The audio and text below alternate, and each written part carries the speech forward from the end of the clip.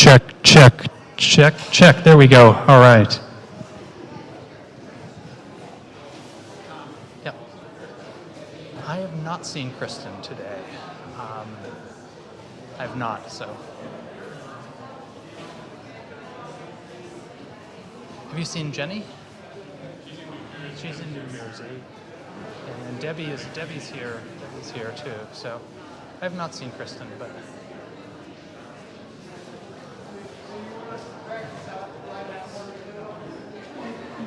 All right.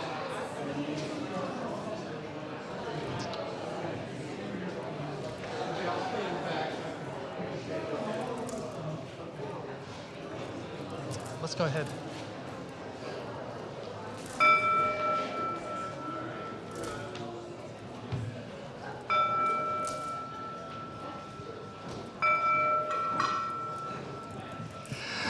Good afternoon, everybody, and welcome to our town hall, and where Reverend Patty Hanneman, who's held listening sessions in our congregation, is going to give a report on what she's heard and what she observes. But before we get going, I'm going to make a few remarks, but I'd like to begin with having Josh Sokolar, who is the chair of the Music Director Search Committee, to give us a little introduction. Hi, I'll be very brief. I just want people to know that there is a committee that's charged with helping Tom and the board find a music director. And I am chairing the committee. The members are Jenny Warnash, Kristen Transgrud, Debbie Davis, and Tom. And I just want you to know that we are starting. We'll actually have our first meeting immediately following this meeting. And if anybody wants to communicate with the committee, my door, my email, my virtual door, whatever, is always open. Please feel free to grab me and let me know what's on your mind. But we're really happy that we have Patty's report to get us started, and we'll provide updates as we go. I'll say one of the first things when I learned of Glenn's plans to retire, one of the first things I did was to start calling other churches that had recently searched for a new music director to ask them what had worked well, what hadn't worked well, and what ideas they brought to that process that made it really work for their congregation. I made more than a dozen calls to different congregations. And it was the call that I made to Greensboro down the road that resulted in this. I called up Reverend Sadie Lansdale, who is the minister there, their music director, long-term, much beloved music director of many, many years. He had to resign due to Parkinson's. And so the congregation went in search for a new music director. And when I called Patty and said, "What did you do?" she said, the thing that made the biggest difference was Reverend Patty Hanneman. And having her come and do listening sessions to kind of hold the community in this time of transition, and to begin to give us an idea for our hopes for the music program going forward. I'm a good thief of other people's great ideas, and that leads us to Patty being here with us during August and September and today. I want to say welcome and welcome back because Reverend Patty did her internship here in 2005, 2006 with this congregation. So Patty, welcome and welcome back. Thank you, Reverend Tom. What a great introduction. That was wonderful. It is good to be back here with you. And I really am very appreciative of the opportunity to do this with you all as you make way for a new music director. I know this is not an easy time for many of you. What this report entails is I'm going to be reporting in three pieces, basically. There's the context for the work that you're going to be doing together. Then there are I will be talking about some of the main things that I heard. I will not be saying I won't be giving all of your comments this morning, just the ones that I heard most often. But rest assured, if you don't hear your comments this morning, I have detailed notes from each of the listening sessions that I have given to Reverend Tom and the search committee. So they have those, okay? I am going to, so context, and then what I heard, and then a few recommendations. If you have any questions or comments, I asked you to leave them until the end, because I know some of you have got some meetings to go to, and I want to make sure that everybody hears my report before you need to move on to other things. Okay? Is that good for everybody? Great. Okay, after speaking with Reverend Tom about his wishes for the listening sessions, I landed on 4 questions to ask people, and they were these 4. 1, share a time when the music here had a positive impact on you, and what were the conditions that led to that positive impact? The second question was, what has negatively impacted your experience of the music here, and what changes would you recommend to alleviate that? The third question was, what are your hopes for the music ministry?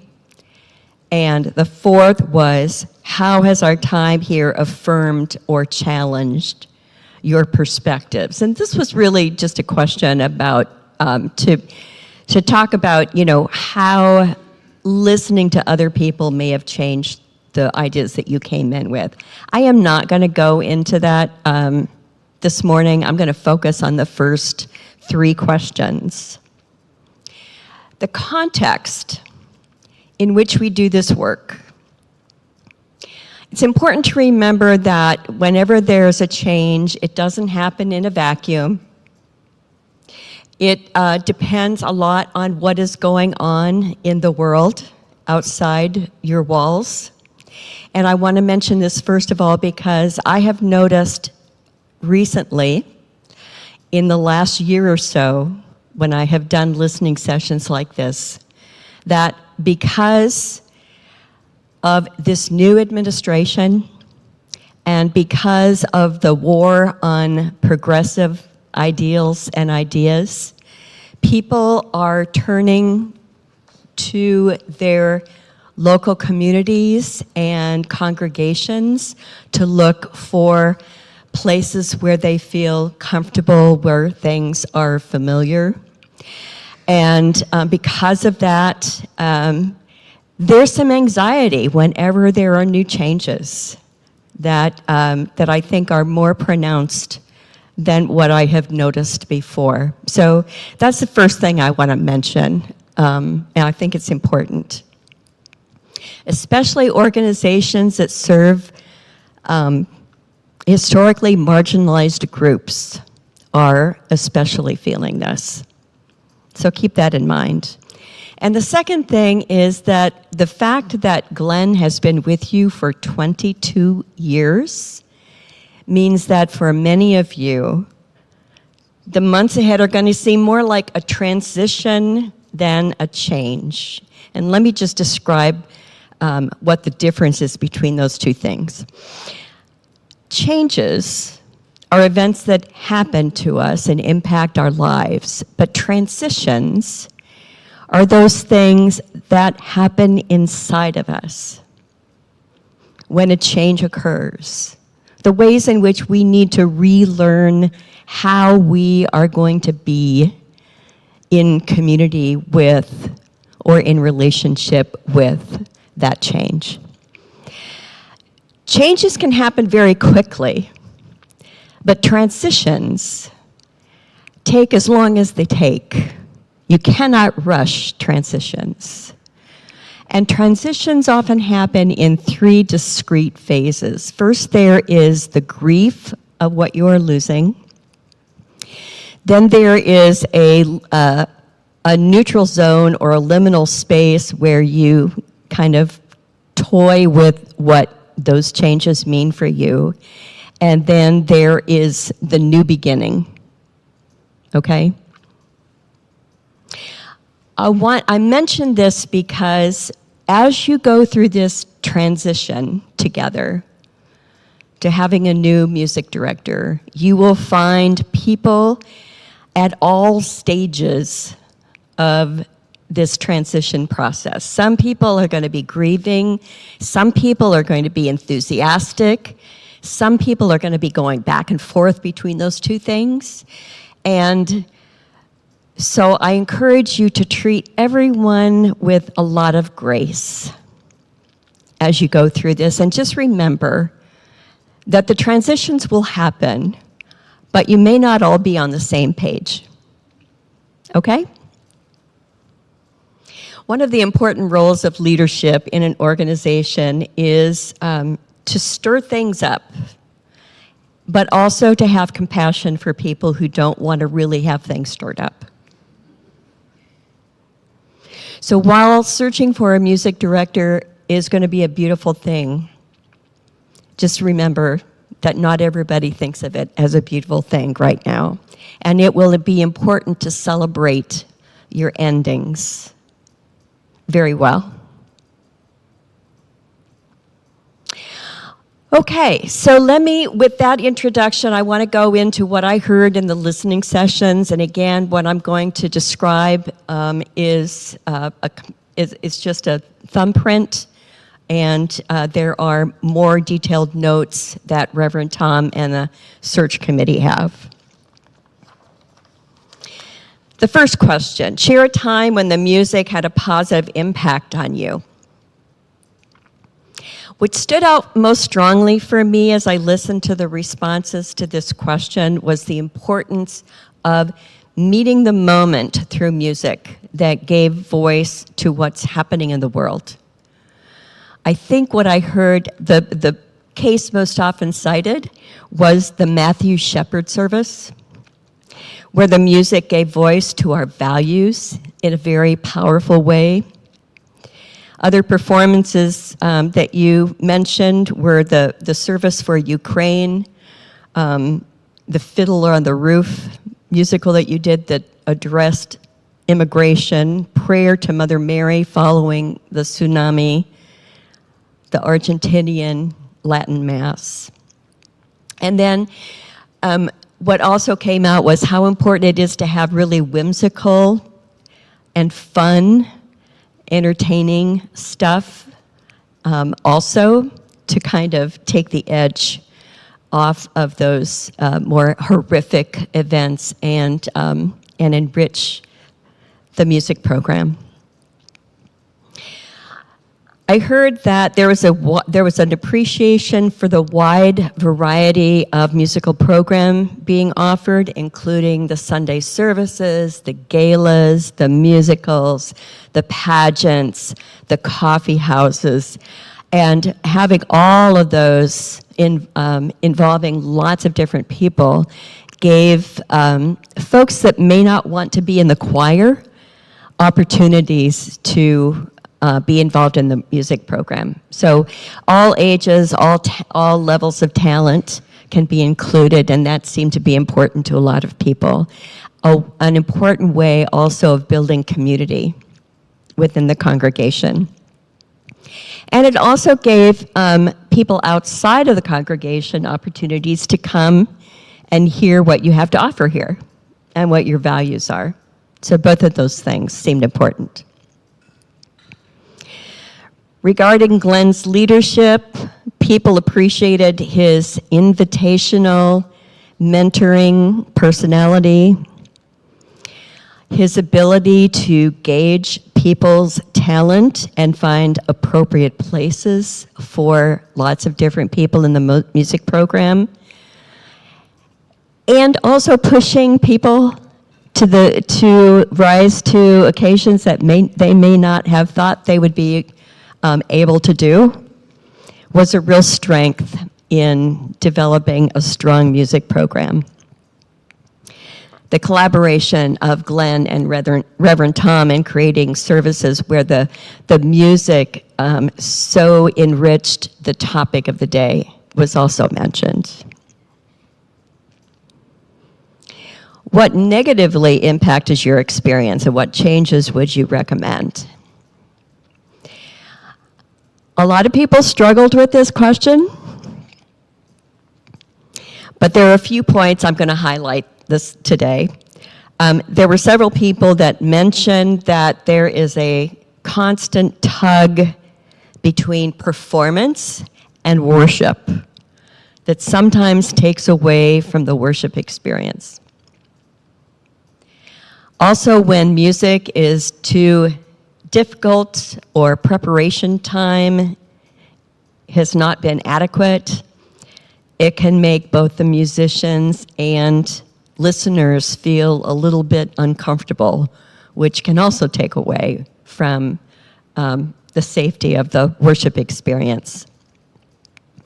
I heard that Glenn tends toward new musical pieces rather than reusing tried and true music, and that this is true both for the chorus and congregational hymn singing.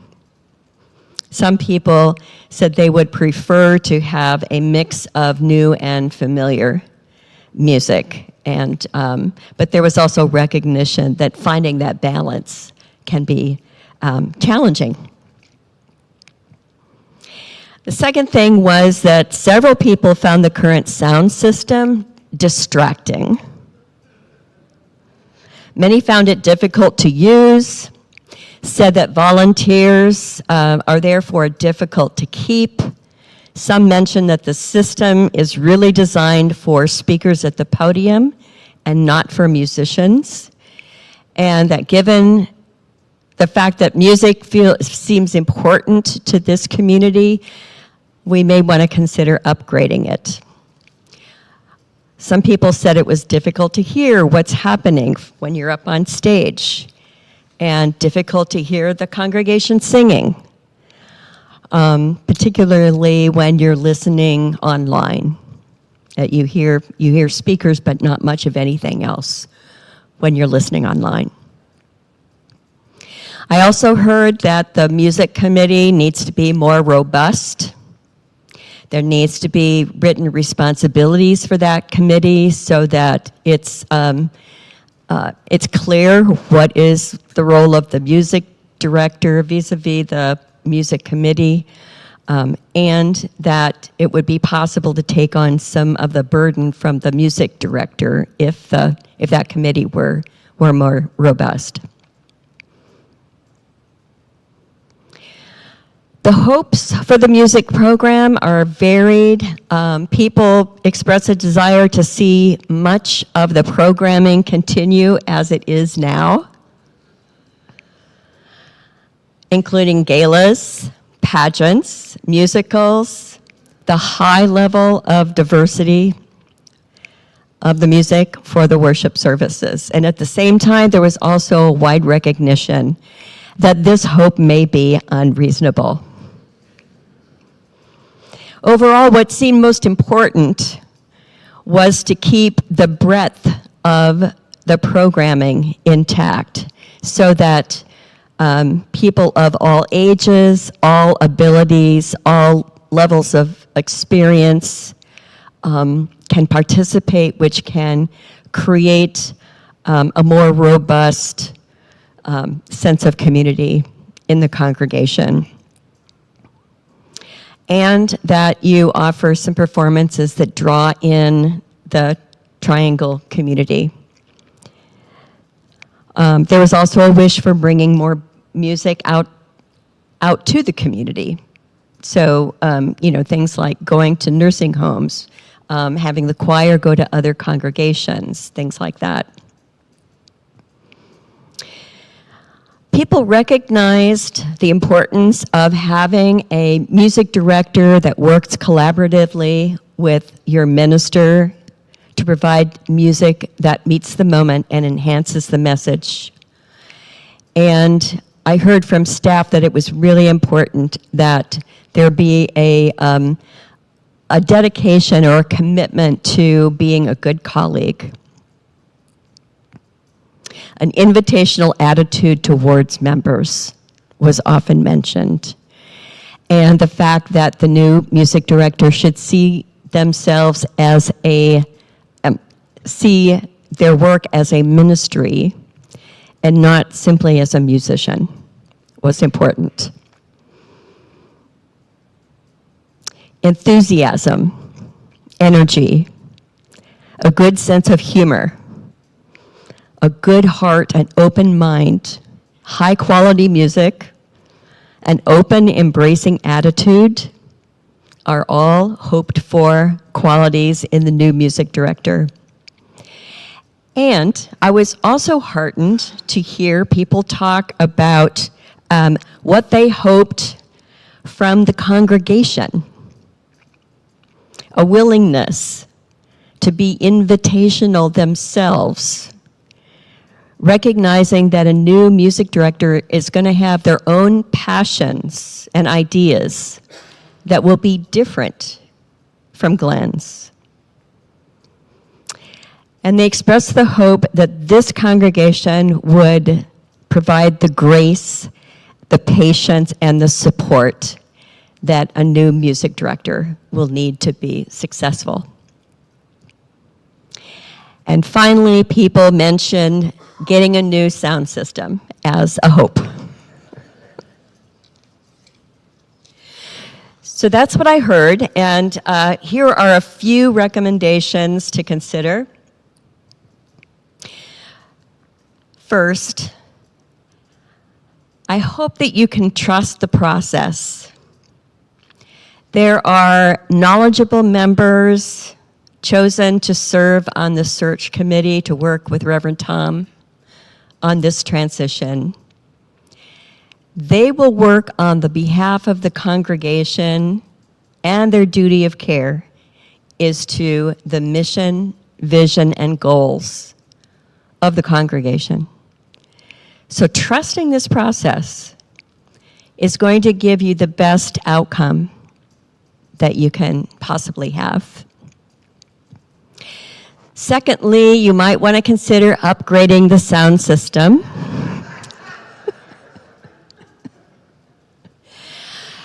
Because, you don't want your new music director to be frustrated, right? So that might be an opportunity for you to alleviate an unnecessary frustration for a new staff member.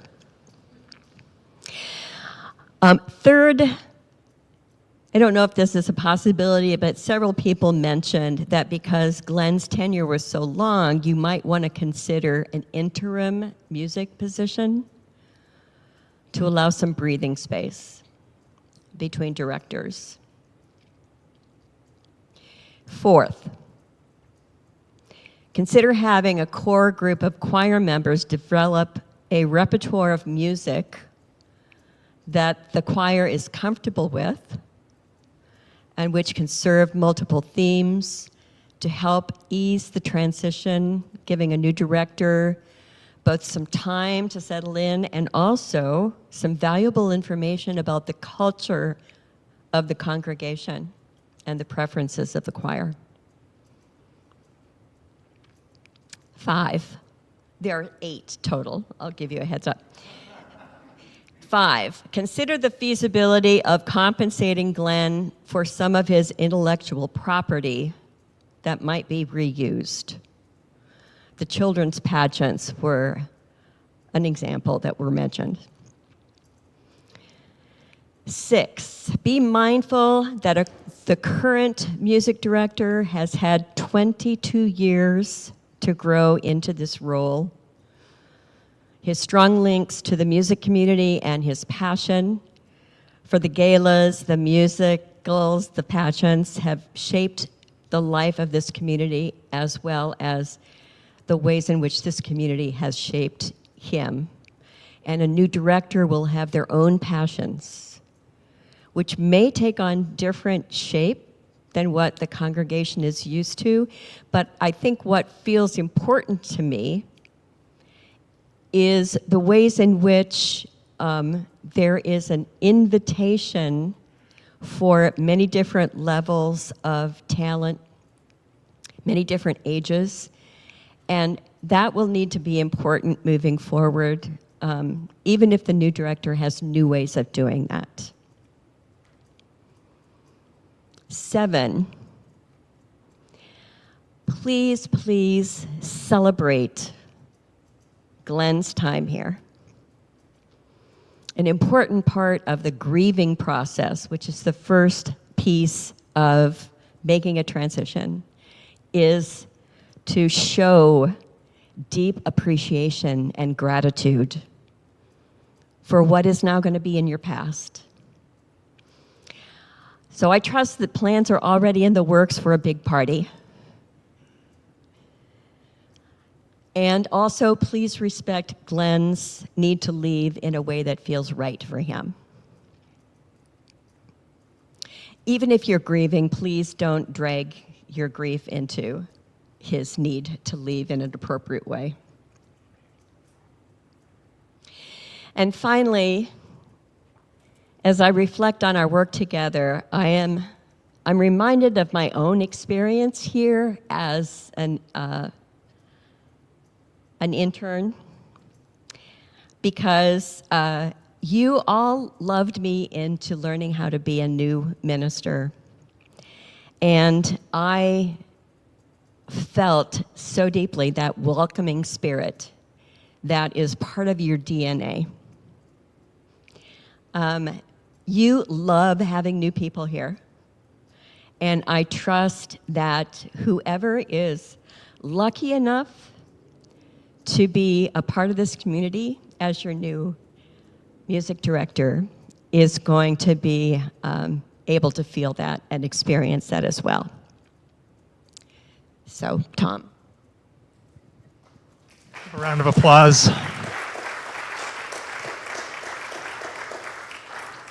Thank you, Patty, for your ministry and for your deep listening and pulling out of the members of this congregation, the members of this community, our hopes and our dreams and our appreciation, and giving people a chance to say, express their feelings. I also just want to say that I'm reminded of this. This isn't going to my thing. I'm reminded that when the last time this congregation did a big search was for a minister, and that the first part of that search was actually a whole bunch of listening sessions and forums and town halls where people came and answered kind of the same questions of what their hopes are, what their fears are, and what their feelings are. And so thank you for holding this space, and great. So we had this in mind that what would happen now would be a chance for any questions that people wanted to ask. And I'm going to, I kind of sat up here that if I'm the right person to try to field the question, or if Patty's the right person to try to field the question, we would pass the microphone between us, or maybe it's somebody else. So I'm going to ask for the community, are there any questions that people have today that they want to raise? Yes, Scott. Two questions. The first one is are we going to get an opportunity to see the complete report on all the wonderful things that you found and concluded? And the second question is just, what's the plan for the any kind of compensation changes for the new music director? That's great. I'm going to, even though you would have the answer to this, I'm going to field it, which is that the entire report, as it was sent, is going to be available, and the way that the agreement that we worked out was that after today, after a chance for this, it's going to be posted on the website in the next couple of days, and a link will be sent to everybody who attended one of the listening sessions, pointing them to it. So within the next few days, the full report will be available. In terms of compensation, that is the Board of Trustees' responsibility, is to set a compensation level or to set a compensation scale, and there will be plans to approach the board and ask us to kind of give some guidance compensation-wise. That's not my job. So, any other questions?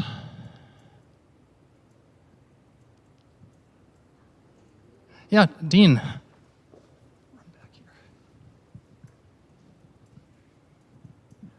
Maybe you cover this in your recommendations, but there's such a long list of hopes. If you were to prioritize that, especially about the characteristic of the person who fills this position, what would be the top one or two that you think, well, these are really a must? The top hope? Excuse me? You said the top hope? Yeah, well, at top, I mean, in terms of hope and including in your own recommendation, that what are a couple of absolute musts about the characteristic of the person who will fill this position?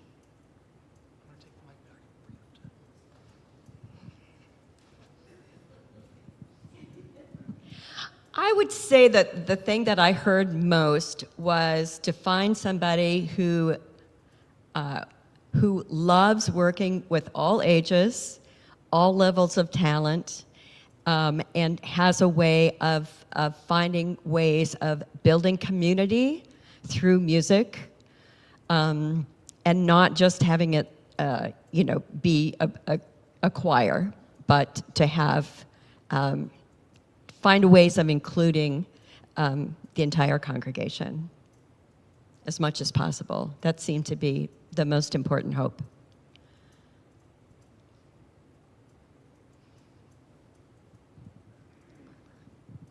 I wanted to say something about Scott's question about compensation, and that is that the board uses guidelines from the UUA about salary recommendations, compensation recommendations, and so that's the baseline that the board uses.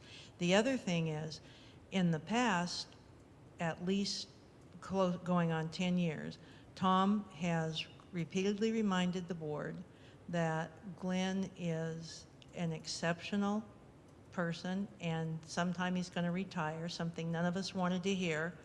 And so when there were opportunities to increase his compensation, that was done. And part of that was done on the basis of, if we want a top quality person, we have to have sufficient compensation. So I wouldn't want anybody to think that the board hasn't been working on this for a good long time, and that the compensation has been taken into consideration.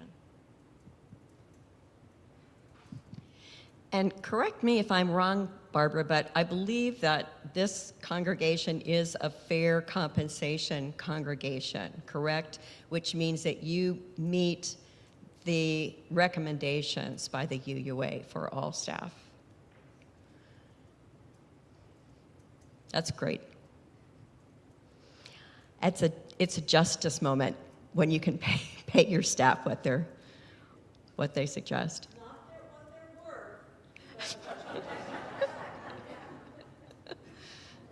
Yeah. I just wanted to say something about the compensation also. It's not as easy as just coming up with a number, because we don't even know for sure how big a job this is going to be. It's going to depend on the candidates. Glenn works, I think, 75% now. We might get a candidate who's really going to take the job to be a 50% job. So the committee is going in with an open mind, being flexible about the kinds of candidates that come through and the nature of the position itself.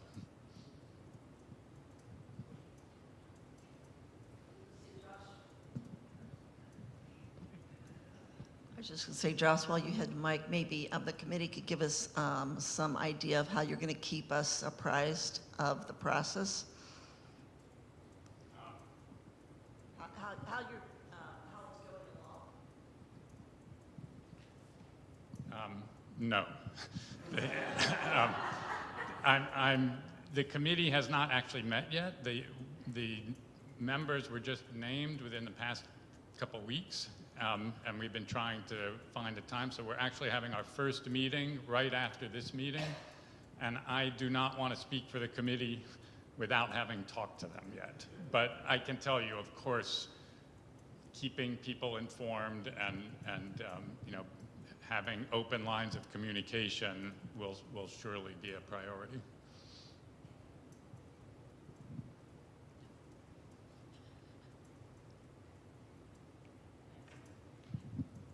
I was just wondering how one looks for a music director. Where do you go to look?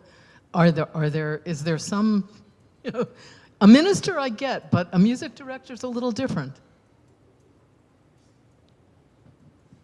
So I will give an answer to that, which is that was one of the questions that I asked when I called all of these places is where did you find? And so there's a couple of different places. One is that the Unitarian Universalist Association holds a transitions page, which is a big long page showing all of the openings that are posted in the denomination, and ministers are at the top. I don't know why that is, but then there's also religious educators, music directors, administrators, even AV techs, which is not likely for a national search. The second way is that the church in Raleigh told me that they got their most success and most applications from the American Association of Choir Directors, or a similar organization that has a page that is nationwide searchable for music directors. And they, the minister in Raleigh told me that they got 3 applicants all from that page, all from that online source, and that all 3 of them he would have been happy to hire. That is another source. And then there's word of mouth, and I know that some of the members of the search committee and others in the church may have contacts beyond and to put it out there. So it's the plan is to search on multiple fronts, and what I heard was that people were getting both applicants within Unitarian Universalism, but also applicants from the wider community who were interested in working in this context. So those are, does that answer? Yes. Anybody else? Question?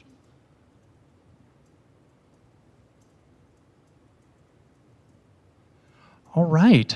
Thank you, everybody. I do want to say that we're going to continue to be open to questions and responses and input. Patty Hanneman is off tomorrow to go to Wednesday. Reverend Patty is off Wednesday to go to Europe. We wish her bon voyage, and let us show our appreciation for leading us in this process. And I want to thank everybody that was part of the listening sessions too. It was a wonderful experience, and thank you for sharing from your hearts.